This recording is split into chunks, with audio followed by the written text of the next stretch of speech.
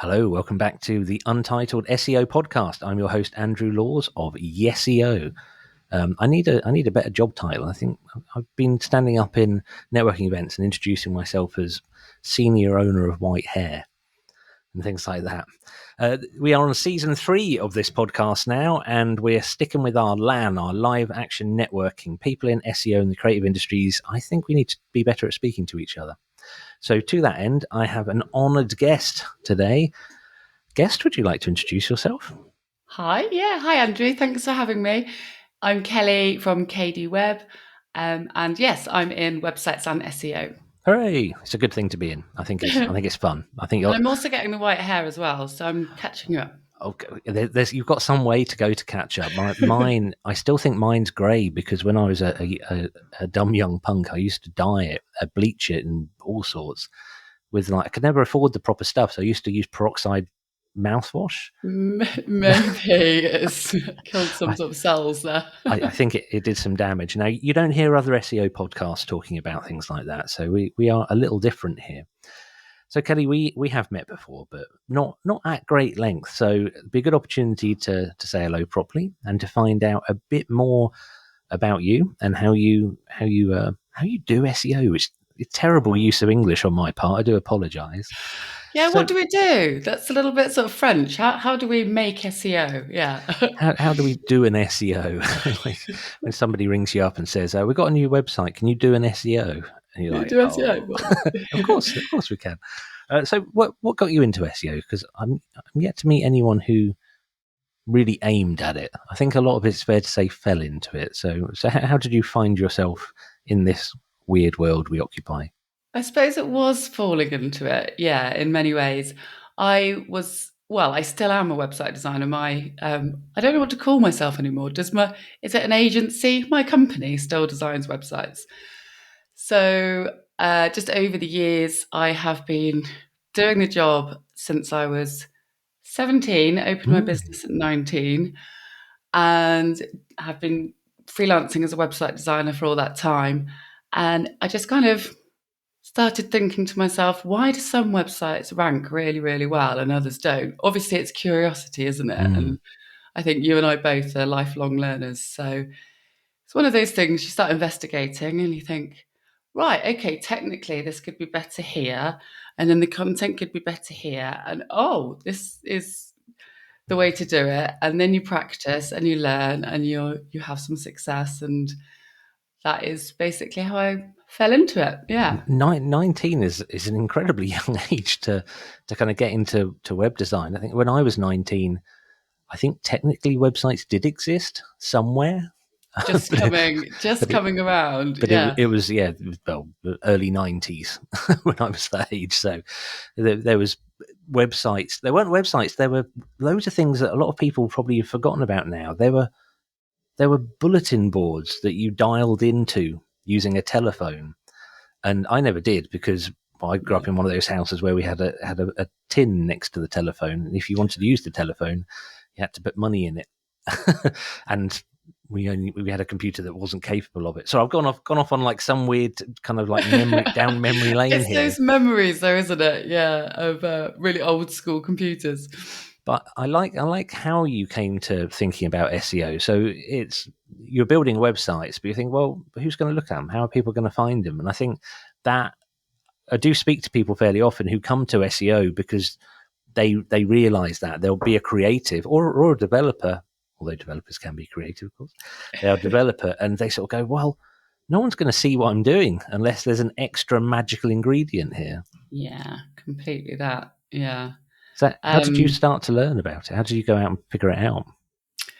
it, I guess it is testing over and over again because obviously I know every single website designer that I've ever known has always done websites for their friend or their sports club or their something they've got a passion about. So I know mine started, this is way back when, and it was actually a kickboxing club. So I did their website.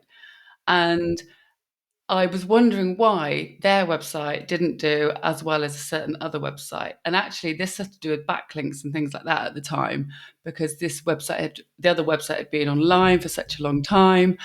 They were getting loads of, I guess, PR around what they were doing in the real world and things like that. And that's where it started to sort of unravel for me. And I started to really put effort into that side of SEO. Well, that's kind of content side as well. And yeah, I went down a kind of technical side as well, because I do love that technical side. But I also love that creative side too. So there's that two things that fit together there. It's a glorious mix, and it's one of the things that keeps it really interesting for me. Almost everyone I work with is a writer, and almost all of us are musicians as well. We go out and gig together and stuff. You know, we don't just say we're creative. We really kind of live it. But the technical side is often overlooked a lot, especially by people who tend to be more artistic. Mm-hmm. I think there can be a danger in SEO sort of leaving that side of things to other people, but it's so crucially important, because I know part of your messaging is that you want to make it very clear to people that you have a deep technical understanding of that, and I'm really interested by that, because I don't think people talk about it enough. Yeah, I think people do hide this whole technical, not hide. They are scared of this technical side of it. Actually, when you learn it, once, okay, so it changes all the time, etc. But when you learn something once like that, you have the ability to be able to do it over and over again. So, for example, tags or something like that, which is a technical side, or a sitemap.xml, or something that you would need to upload via FTP or something. These words really terrify people, but you've done them a few times and actually they're not terrifying at all, and they're quite easy to put together and to ensure that they're correct on the website. So one of my mantras is that if you hit something that feels challenging or difficult to understand, or just more like hard work, then if you're continuing at a point in the SEO journey that your competitors probably won't. Yeah. It's like an instant way to get yourself ahead of other people, is just to, care and have that inquiring mind and wanting to keep going and going. Yeah. That being said, I did have to hire a developer a couple of years ago because I get to the point, and I'm not a developer. I can look at code and know what it's doing, but I wouldn't dare call myself a developer. And I got to the stage, especially around some core Web Vitals things, I just had to go, look, I can try and understand it, but I think I'm going to have to get somebody else in. Bring someone in. Yeah, definitely. And I find it fascinating how the world of SEO is not fragmenting, because that sounds negative, but how we are sort of specializing a bit more in some areas now. So you're kind of you're doing tech, and I mean design as well. Where else do you think we're going to go from here? So went on this really crazy creative road, because a couple of years ago I decided for my mental health I needed to get off the computer and go into creativity. I am coming back around, Andrew, I promise. No, you don't have to. We're not. It's hardly a strict podcast. So obviously, part of what I love about SEO is that inclusivity for people. So you're making sure that you're looking after the user, and the fact that you need to be experienced and give your life experience and be original and unique, and that authenticity as well that we all we all should be putting into our websites. But the problem is everyone gets a fashion, finds a trend, and everyone wants exactly the same website, and that just should not be the case. Everyone should keep their websites unique and bring that creativity that they've got in the real world into SEO, because you know yourself that videos rank, images rank, podcasts are soon, they're going to blow, definitely, well, blowing already, obviously. So it's that is one huge machine that's going to help a company rank online. So yeah, so much creativity in there. And I think our friends can really embrace that.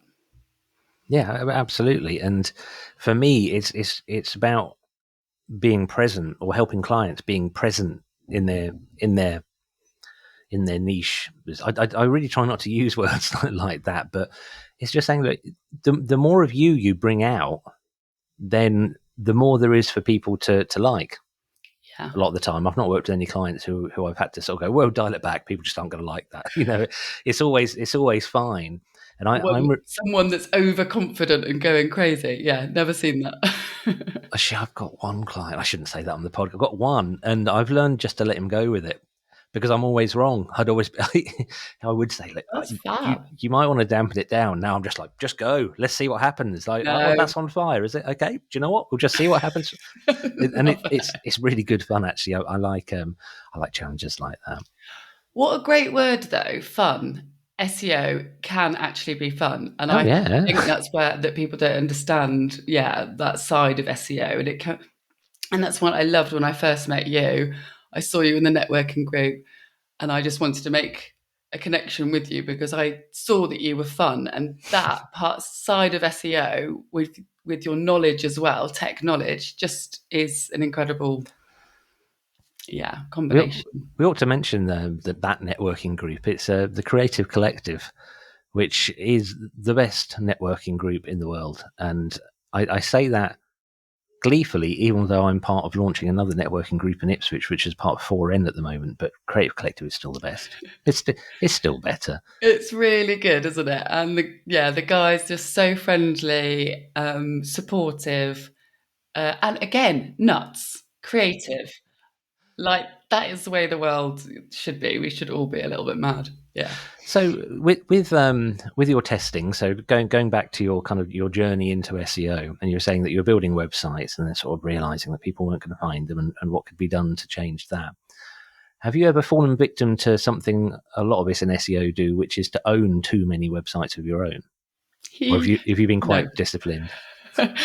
no, disciplined Oh, because well done. yeah, well, you know that for yourself. So if it is, okay, let's dial that back. Yes, I've got two domains at the moment, two domain names, but you know yourself that when you've got a really strong domain and all of that content is, working and doing really well on one domain name, that's where you should be pushing it if it's in the same industry. So, working on different websites all the time that maybe you're driving is just going to be hard work. That is going to be such hard work. I don't You, want that. you're far wiser than I am. The the very first website I built was called Cats in Boxes, and people from around the world, I still find this amazing, would send me pictures of their cats in boxes. This is about Don't, because I 1997, just 98. want to Google it now, and I'm talking to you. I did archive it somewhere in an S3 Amazon S3 bucket, and I can't remember where it is. It's out there somewhere. Have you heard of the Wayback Machine? Okay. Yeah, Oh yeah. No, I giving you a use it. reminder now. Yeah, go and find it on there. Oh my So for goodness. everyone out there, the Wayback Machine is a website where you can go onto waybackmachine.com, I'm thinking, and you can type in your own domain name and go back into the past and see the website as it existed in like 1999 or something. That website has saved my skin on a couple of occasions, probably more than I'd care to admit on a podcast. But a client a few years ago, they were an occasional client, and I did some photography work for them because we say we're both creatives, and whilst we tell the world and certainly tell LinkedIn that we're SEO people, we can't help but be tempted by other creative projects. So I do photography. I still do industrial photography, but I used to do like property and a few other bits as well. Oh, cool. Not part of not part of like some big business scheme. Just like, hey, that's cool and that tickles my brain. I'll go do that. Yeah. And this client, I did some photos for of a holiday home that she owned in Suffolk, here in Suffolk. She contacted me and said, "We're selling our ski lodge." And I was like, "Oh, right, didn't know you had a ski lodge." And it's like, I can't even remember where it was, Switzerland or somewhere. We're selling the ski lodge, but the person buying it wants to buy the website as well. So can you, package up the website? I didn't even know it existed. Didn't know there was a website. Can you package up the website and get the content so that we've got some sort of document we can give them for the website? And I was like, yeah, well, 50 quid. That's like 10 minutes work. No problem at all. I can I do said, that, yeah. just let me know when it's going to happen. She's like, these sales can take a while. About 2.5 years passed, and I got an email saying, "Just to let you know, we sold the ski lodge a couple of months ago. Can you get the content for us?" And I was like, "What?" She said, "Oh, well, the new owners switched off our website and built their own. So we've got like family photos and stuff that we had on there. Oh my goodness. Yeah, So this makes me really sad. we're hoping that you backed it up." And I was like, I wanted to say, "You never asked me to." Yeah, you I didn't I give me the go. Yeah. I gave you a price and then never heard from you again. But I was like, okay, I never just say yes or no in those circumstances. I've learned through being in business for 23 years just to go, okay, I just need to do a bit of digging. It seems to be Yeah. what I always say. I need to do a bit of digging and I'll get back to you as soon as I can, Yeah. rather than actually go, "Oh my God, what have you done? Oh, this is awful." Or just go, "Yes, I can fix that." And then finding out I can't. And that's one of the times I went to the Wayback When machine, and it doesn't always save perfect copies of websites. There's always No. something broken. But I was But able you to can go through usually enough of lift a them. lot. Yeah. I was able to get it, and I was so relieved. And That's really good, especially as, you'd feel slightly guilty if, even though you hadn't been actually given the job. So, yeah. the thing is, I really believe that part of the reason my company exists is to try and be an evangelist for SEO and how good it Love can be it. and how much of a good force for the world it can be. So when people make mistakes like that, and I think it probably was her mistake, it really galls me because I'm like, no, the education should be there to understand that if someone else has switched your website off, it's gone. It's That gone. it's Yeah. gone.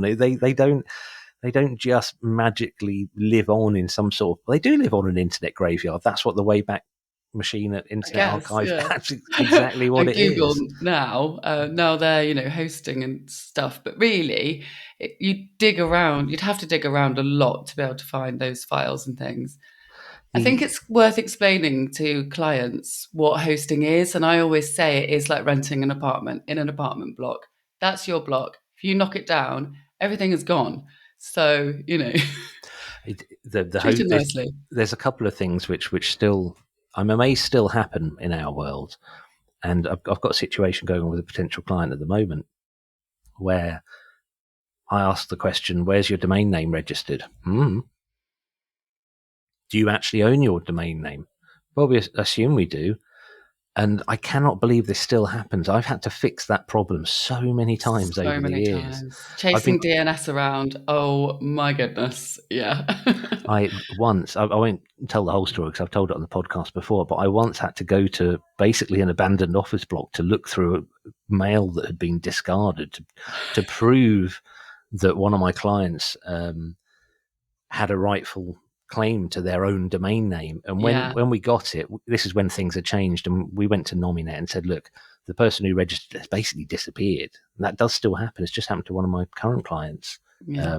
The people who built their website, it's just disappeared. So the website Yeah. I've seen that so many expired, times. doesn't exist now at a time when they're trying to do something really important with their business, and there's no hope, with that one. But with Nominet, in this occasion, I was able to say, "Look, this is the people, this is their rightful claim." And Nominet went, "Yeah, you're right," and basically gave them the registration. Yeah, if you But can prove it, you can actually claim them back. But it's very, yeah, well done you for going so what far and what doing it. what we did in that instance, because I really didn't want to change it, it was too perfect, and it was a brand domain.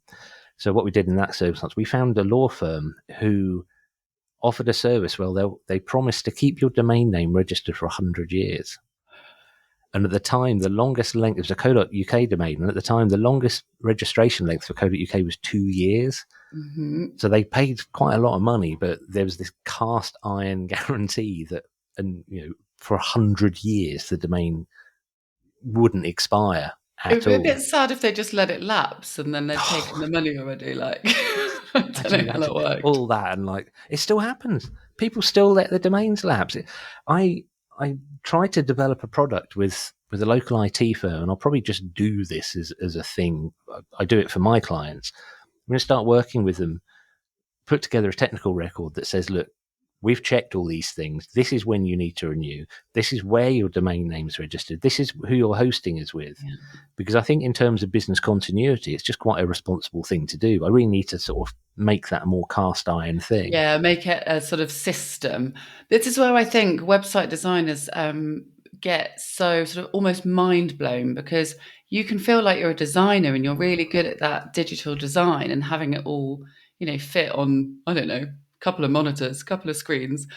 Um, but actually being able to do the DNS and the domains and the, I don't know, migration of a WordPress site, or Photoshop editing, or there's so much involved in website design. And then you're even not even looking at the SEO yet. But then website designers are also expected to do SEO too. So Well, that's such a classic. I'd say probably a third of the inquiries I get, they say, well, the designer did some SEO. I'm like, what does that mean?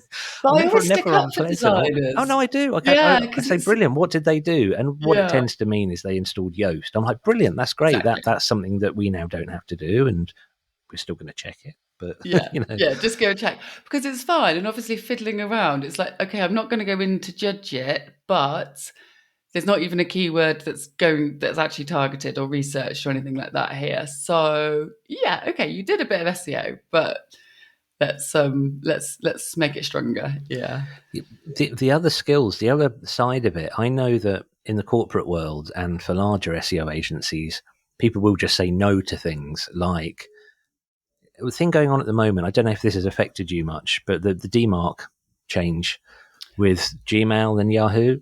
yeah, I know for a fact some of my competitors would just say it's DNS, it's nothing to do with us. yeah, and And not. my opinion is it's so important to the core of the business. And in reality, because I understand DNS, it's not a large task for me. And it's a It responsibility, is a yeah, for you responsibility. I to. mean, it's not a legal responsibility. It's just kind of one of those. I'm not sure I'd feel very good about myself if I didn't do the thing Well, that's about that it. comes back to integrity, doesn't it? And you have to. I think that's what clients don't understand. We're doing so much behind the scenes Mm. to make it all work for them and to get their email delivered. So yeah. I've just thought of an equivalent thing. I'm a bass player, and I play bass in bands. And when you play bass, quite often people don't know you're in the band until you stop playing. Things like that. With I love that kind of comparison, like comparing something that's so technical with something that's in the real world, musical kind of thing. Where did Andrew go? Did he just fall off the stage? Like, yeah, like but people they look around, go at the back, trying to look moody, which I fail at, I think, and like oh, so you like don't look feel like around. the cool one on stage. This is Well, sad. I'm considerably taller than the rest of the band, so I've got that going for me. Good.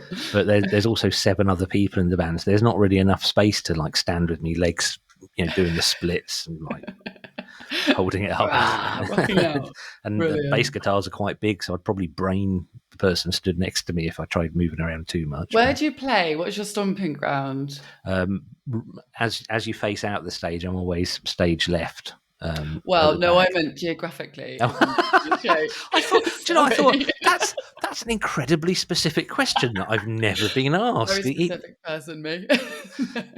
We don't that band we don't get to play that often because our Yeah. keyboard player, our trumpet player lives in Malmo in Sweden, and there's so many of us, so a core of us rehearse. But no, we played in Ipswich just before Christmas. We sold out a Oh, 200 capacity venue.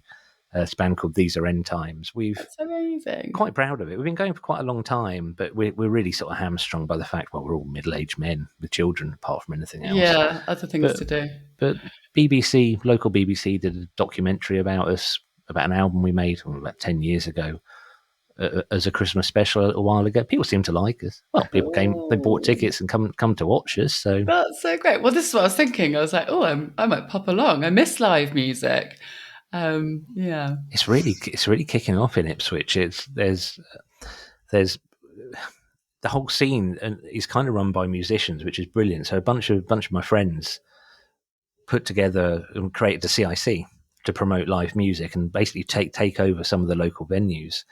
And they've done it with a lot of lottery and arts council funding and whatever. But they're really turning into Ipswich into a really good destination. So we That's now get so good to big know. bands Yeah. play, and it's a really exciting time just to like music. So whereabouts in the world are you? So we're not doing very well at this networking thing. I always assume anyone involved with the Creative Oh, we had Collective to is do in the Kent. boring questions first. So where are you? Are you in Kent? No, I'm in the Alps in France. Oh, So oh, okay.